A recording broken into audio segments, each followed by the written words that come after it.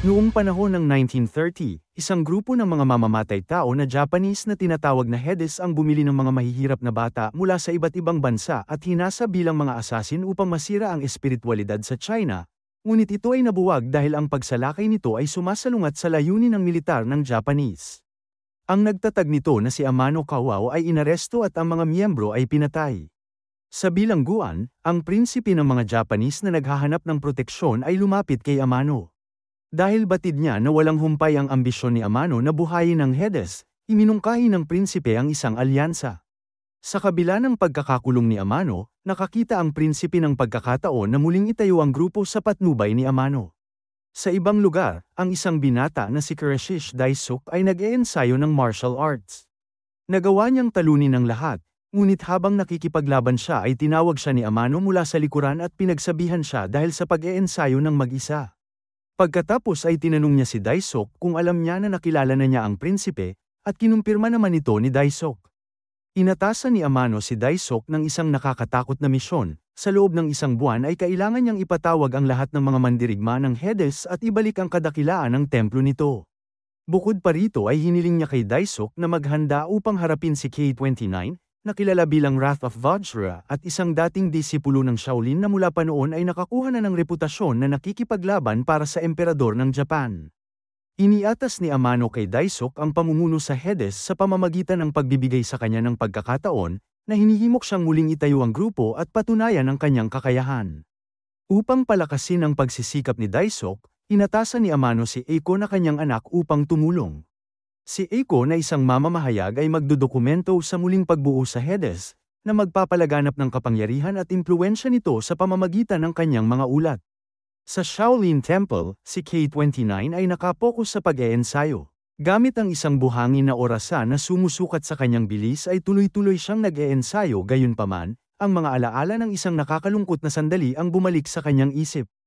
Ang nakamamatay na pakikipaglaban sa kanyang nakatatandang kapatid na si K-31 ay nauwi sa trahedya.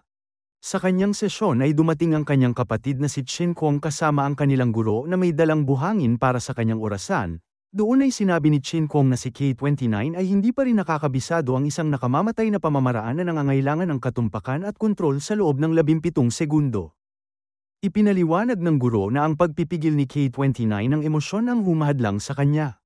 Binanggit niya na ang tunay na lakas ay nagmumula sa pagkakaroon ng dalisay na emosyon, kung saan kahit na ang mapanirang kapangyarihan ay makokontrol sa pamamagitan ng habag.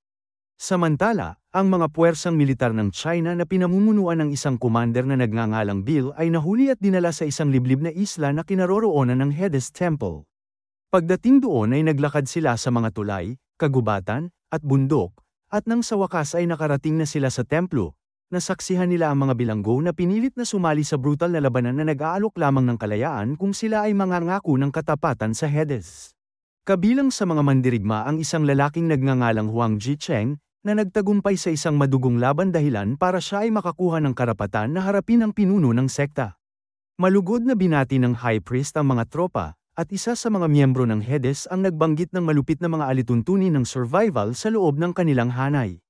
Habang nanunood si Bill at ang iba pa, isang tagalibing ang tahimik na nangongolekta ng mga bangkay para ilibing pagkatapos ng laban. Pagkatapos ay dinala ang mga sundalo sa isang selda, at sa loob nito ay pinag-iisipan nila kung dapat ba silang pumirma para lumaban at payagan na makaalis. Sa gitna nito ay nilapitan ni Tetsumako ang selda sa tabi nila, na inookupahan ng nanalo sa laban na si Huang. Tinawag niya ang kanyang sarili bilang Vajra. Ngunit kinutya siya ni Huang na sinasabi na hindi siya tatawaging Vajra dahil hindi siya ang tunay na hari.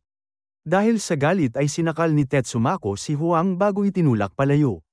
Kinabukasan ay dinala ang mga sundalo sa templo, hinarap ni Daisuk si Bill at hinimok siya na bumalik sa Hedes, ngunit tumanggi si Bill na pinipili ang kamatayan kaysa sa katapatan.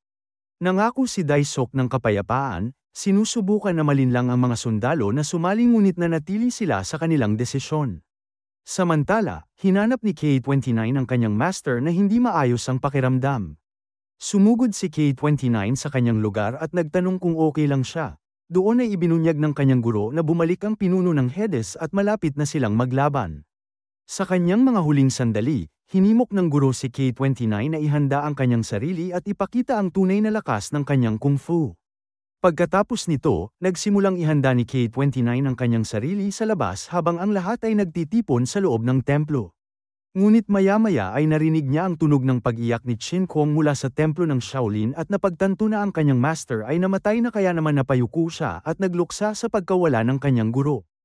Pagkatapos nito ay nagsimulang magsanay si K29, kasabay nito ay inensayo din ni Daisuk ang sarili niyang mga tauhan. Sa libing ng master ni K29, tumakbo ang isang monghe at nagbanggit ng nakababahalang balita, si Qin Kong ay dinukot ng Hades. Sa ibang lugar, isang grupo ng mga bata kabilang na si Qin Kong ang dinala sa templo ng Hades. Dahil natatakot, umiyak si Qin Kong at sinubukan na tumakas ngunit nakita siya ni Daisuk na nagagalit sa kanyang pagiging pasaway at marahas siyang pinigilan. Ang mga bata doon ay nilagyan ng tattoo na simbolo ng Hades bilang tanda ng kanilang sapilitang katapatan. Samantala, dumating si K29 sa isla kung saan matatagpuan ang templo ng Hades. Dala niya ang isang walang laman na kabaong, na sumisimbolo sa kanyang kahandaan para sa paghaharap. Sa loob ng templo ay naghanda ang mga mandirigma para sa mga laban, at si Huang na isang bihasang mandirigma ay nakaharap si Tetsumako na isang brutal na miyembro ng Hades. Habang sila ay naglalaban, dumating sa pinangyarihan si K29 na determinado na iligtas ang mga bata. Hinarap niya si Daisuk at hiniling na palayain ang mga bata ngunit tumanggi si Daisuk, at sa halip ay iminungkahi na sundin niya ang mga alituntunin ng Hades at makipaglaban upang maayos ang usapin. Pagbalik sa laban sa kabila ng pagsisikap ni Huang, siya ay natalo at napatay ni Tetsumako na ang kalupitan ay ikinabigla ng lahat kahit na ang mga batikang manlalaban. Nagmadaling lumapit si K29 para iligtas siya, pero huli na. Kaya naman binuhat niya na lang ang bangkay at ibinigay sa mga kawal sa malapit. Kahit na labis ang puot, nakontrol ni K29 ang kanyang galit at nagawang labanan si Tetsumako. Siya ay lumaban ng may katumpakan, at nagawa niyang matalo si Tetsumako ng agresibo at hiniling na magsisi siya sa kanyang mga ginawa. Ngunit sa halip ay inatake ni Tetsumako at pinatay ang isang bihag, kaya naman mabilis na kumilos si K29 na nagwakas sa buhay ni Tetsumako. Nagsaya ang mga bilanggo sa tagumpay ni K29 na ikinagalit naman ni Daisuk. Matapos ang laban, kinuha ni K29 ang bangkay ni Huang para ihanda upang ilibing. Habang siya ay naroroon, nakita niya ang iba pang bangkay na inihahanda na rin para sa paglilibing. Nang maglaon, hinarap ni Echo si K29 tungkol sa kanyang marahas na mga aksyon, at kinwestiyon ang kanyang mga motibo. Si K29 ay mahinahon at matatag na ipinaliwanag na ang kanyang mga aksyon ay kinakailangan upang maprotektahan ang mga bata gayunpaman. Nangatwiran si Echo na mas ligtas sila sa ilalim ng kontrol ng Hades na mariin namang itinanggi ni K29 na iginiit na gagawin lamang sila ng Hades na isang mga assassin. Nagtungo si K29 kay Daisuk upang sabihin na handa na siya para sa laban kay Crazy Monkey. Inutusan ni Daisuk ang mga batang lalaki na nasa pagsasanay na harapin si K29 ngunit hindi nila siya nagawang talunin. Pagkatapos, kinuha ni Daisuk ang isang espada mula sa isa sa mga lalaki at itinapon ito kay K29 ngunit sinadya niyang hindi tumama. Hindi nagpatinag si K29 at umalis matapos magbigay ng babala. Nang maglaon, nagmuni-muni si K29 at naalala ang isang lihim na daanan sa templo ng Hades na natuklasan niya noong bata pa siya kasama ang kanyang kapatid na si K31. Nagpasya siyang gamitin ito upang hanapin si Qin Kong at ang iba pang mga bata na pinilit na sumamba sa Hades. Dumaan siya sa daanan at nakita si Daisuk na nangunguna sa seremonya ng cremation para kay Tetsumako na pinarangalan sa kabila ng kanyang mga krimen. Habang nagaganap ang prosesyon, lumapit si Eiko kay K29 at nagpahayag ng pagdududa sa katotohanan sa likod ng mga aksyon ng Hades. Hinikayat siya ni K29 na magtiwala sa kanyang nalalaman at alamin ang tunay na sekta. Kinabukasan, nahuli ng mga miyembro ng Hades ang 3 bilanggo kabilang si Arnold na isang tauhan ni Bill. Ang mga bihag na ito ay inialay bilang sakripisyo kay Crazy Monkey. Habang nasa isang madilim na silid, narinig nila ang mga bulong mula sa lahat ng panig. Isa-isa silang pinatay ni Crazy Monkey na parang anino na gumagalaw. Hinarap ni K29 si Daisuk at inakusahan ito ng pagtataksil sa kanyang kapatid na si K31. Ayon kay Daisuk, ang kawalang ingat ng pagsalakay ni K29 ay naging sanhi ng pagkamatay ng kanyang kapatid. Sa kabila ng akusasyong ito, naghanda si K29 para sa hindi may iwasang labanan na determinadong ilantad ang grupo ng Hades at iligtas ang mga inosenteng nakulong sa pamamahala nito. Si K-29 na pinagmumultuhan ng pagkamatay ng kanyang kapatid sa loob ng mahigit isang dekada, ay umamin na ang trahedya ang bumuo sa kanyang desisyon na iligtas ang mga dinukot na bata. Tinanong ni Daisuk kung bakit hindi ginamit ni K-29 ang nakamamatay na 17 segundo na pamamaraan sa kanyang pakikipaglaban kay Tetsumako at ipinahayag ang kanyang inaasahan na gagamitin ito ni K-29 laban sa Crazy Monkey. Naging personal ang pag-uusap habang isiniwalat ni Daisuk na 12 taon na siyang naghihintay para maayos ang namamagitan sa kanila ni K-29 na atubiling pumayag na harapin siya pagdating ng oras. Sa ibang lugar, nagtipon-tipon ng mga preso para kumain ng mapansin nilang kinakaladkad ng mortician ang wala ng buhay na katawan ni Arnold. Si Bauer, isa sa mga sundalo, ay sumugod upang harapin ang sitwasyon na humantong sa isang magulong alitan. Sa kanyang galit, inatake ni Bauer ang isang miyembro ng HEDES at sinaksak siya ng isang bakal. Sumugod si K-29 sa kanya at nakiusap si Bauer kay K-29 na wakasan na ang kanyang paghihirap. Mabigat ang puso na pinagbigyan ni K-29 ang kanyang huling kahilingan. Dahil sa galit sa pagpatay kay Arnold, humingi ng sagot si K-29 at inamin ng isang miyembro ng HEDES na inalok si Arnold bilang isang sakripisyo kay Crazy Monkey. Noong gabing yun, pumunta si K-29 upang harapin si Crazy Monkey. Pinagbantaan siya ni K-29 na sinabing hindi na siya mabubuhay para makakita pa ng madaling araw. Nang gabing yun, naghanda si K-29 na labanan si Crazy Monkey sa dilim. Nagsimula ang laban at si Crazy Monkey ang nangunguna. Palihim na ginamit ni Eiko ang flash ng kanyang camera para kunan ng mga sandali ng labanan na hindi sinasadyang nakakagambala kay Crazy Monkey. Nagpatuloy ang matinding labanan na pareho silang naghagis ng mga kalkuladong galaw. Biglang lumabas ang mortician mula sa tubig at gumamit ng pulbos ng apoy upang sindihan ang lugar. Nakatulong ito kay K-29 at pareho silang nahulog sa tubig. Sa ilalim, nagawang talunin at patayin ni K-29 si Crazy Monkey. Kinabukasan, galit na hinarap ng prinsipe ng Japan si Amano na galit na natalo ang pinakamalakas nilang mandirigma. Kasabay nito, isiniwalat ni Eiko kay Amano na inilantad niya ang katotohanan tungkol sa HEDES sa publiko ng Japan na sinira ang harapan ng karangalan nito. Si Amano naman ay nagpadala ng mga sandata ng samurai sa High Priest na lihim na nag-armas ng mga miyembro ng HEDES para sa isang massacre na binalak para sa susunod na labanan ng mga bilanggo. Mula sa kanyang nakatagong posisyon, naobserbahan ni K-29 ang mga paghahandang ito. Matapos masaksihan ang pagbitay sa mga tauhan ni Bill dahil sa pag-uudyok ng paglaban, gumawa ng plano si K-29. Naglagay siya ng sulat sa kamay ni Arnold na nagtitiwala na ihahatid ito ng mortician. Nang maglaon, nakiusap si K-29 kay Daisuk na iligtas ang natitirang mga bilanggo at ipawalang bisa ang parusa ni Bill. Pumayag si Daisuk ngunit nagpataw siya ng isang kondisyon, kailangang labanan ni Bill at ng kanyang mga tauhan si K-29 hanggang sa kamatayan. Bagaman hinimok siya ng kanyang mga kasama na tumanggi, iginiit ni Bill na tanggapin nila ang hamon bilang mga sundalo ng hukbong Tsino. Sa panahon ng labanan, si K-29 ay nakipaglaban ng matindi ngunit maingat na tinitiyak na hindi siya magdudulot ng labis na pinsala. Nang matapos ang laban, inutusan niya ang mortician na maingat na hawakan ang mga bangkay. Lingid sa kaalaman ng iba, lumalabas na pala ang plano ni K-29. Binuhay ng mortician si Bill at ang kanyang mga tauhan at binigyan sila ng mga tagubilin para tulungan si K-29 sa pagpapalaya sa mga bilanggo at pagprotekta sa mga bata. Natagpuan ni K-29 si Chin Kong at ang iba pang mga bata na takot at nagsisiksikan. Inaliw niya si Chin Kong at tinitiyak ang kaligtasan nito. Pagkatapos nito, pinuntahan niya si Daisuk at nagtanong kung bakit hindi niya ginagamit ang kanyang mga nakamamatay na galaw sa mga laban. Kalmadong ipinaliwanag ni K-29 na hindi niya kailangan ng mga nakamamatay na galaw.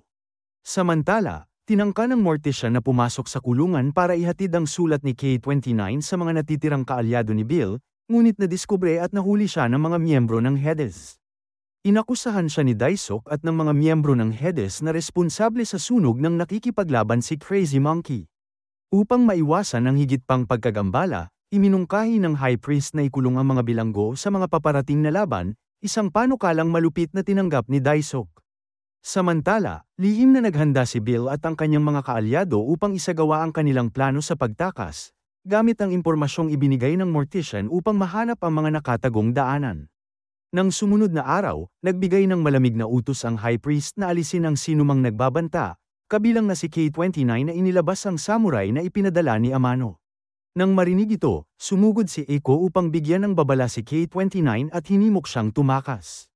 Gayunpaman, ibinunyag ni K-29 na alam na niya ang balangkas at mayroon na siyang plano para rito. Sa ibang lugar, pinangunahan ni Bill ang isang matapang na pagtakas, pinalaya ang mga bilanggo, at nagudyok ng kaguluhan sa buong templo. Sa arena, hinarap ni K-29 si Daisok. Bago nagsimula ang kanilang labanan, tinuya ni Daisok si K-29 sa pamamagitan ng pagsisiwalat na ang Mortician ay nahuli at nakagapos, kaya't pinilit niyang masaksihan ni K-29 ang kanyang pagdurusa. Nang bumuhos ang ulan, sumiklab ang labanan ng may kabangisan. Kasabay nito, sinugod ng mga napalayang bilanggo ang mga silid kung saan nakakulong ang mga bata. Isang marahas na laban ang naganap habang inutusan ng High Priest ang kanyang mga tagasunod na patayin ang mga bihag. Sa gitna ng kaguluhan, naharaang ni Eiko ang isang pag-atake para kay Chinkong at pinangalagaan ng bata, ngunit nagtamo siya ng nakamamatay na sugat. Habang naghihingalo si Eiko, hinimok niya ang mga nakapaligid sa kanya na protektahan ang mga bata, at hinugot niya ang kanyang huling hininga sa mga bisig ni Bill. Sa arena, nakipaglaban si K-29 kay Daisok at nagtitiis ng sunod-sunod na malalakas na suntok. Nang siya ay mukhang matatalo na, tinawag siya ng Mortician at inihayag ang isang nakatagong katotohanan. Hinimok niya si K-29 na bumangon at harapin ang kanyang kapalaran. Dahil sa paghahayag na ito, isinaaktibo ni K-29 ang 17 segundo na pamamaraan at nagpakawala ng serye ng mga mapang wasak na atake. Sa isang panghuling suntok ng Vajra, dinaig ni K-29 si Daisok at nilabas ang kanyang emosyon sa purong lakas. Samantala, ipinagpatuloy ng mga bilanggo ang kanilang paghihimagsik at sinakop ang mga miyembro ng Hades. Hinarap ni Bill ang High Priest sa isang mabangis na tunggalian at sa huli ay pinatay siya. Habang si Daisok ay malapit ng sumuko sa kanyang mga pinsala, nagdalamhati siya sa pagbagsak ng Hades at sa kanyang mga huling salita ay kinilala niya si K-29 bilang tunay na hari ng Vajra. Bumagsak si Daisok mula sa arena habang sumisikat ang bukang liwayway. Bilang saksi sa pagkamatay ng kanilang pinuno, itinapon ng mga natitirang miyembro ng Hades ang kanilang mga armas tanda ng pagsuko habang ipinagdiriwang naman ng mga bilanggo ang kanilang tagumpay. Kinabukasan, nagtipon ng mga nakaligtas sa dalampasigan, naghihintay ng mga barkong maghahatid sa kanila pauwi. Kabilang sa kanila si K-31, na nagpahayag na siya ay nakaligtas sa pagtapon sa dagat ng mga miyembro ng Hades ilang taon na ang nakararaan. Binisita ni na K-29, Chinkong, at K-31 ang libingan ni Eiko at pinarangalan ang kanyang sakripisyo. Habang sumisikat ang araw sa horizon, makikita ang templo na walang laman na minamarkahan ang katapusan ng Hades. Salamat sa panunood. Para lagi kayong updated sa susunod na kwento, mag-subscribe at siguraduhin na naka-on ang notification bell. Ingat!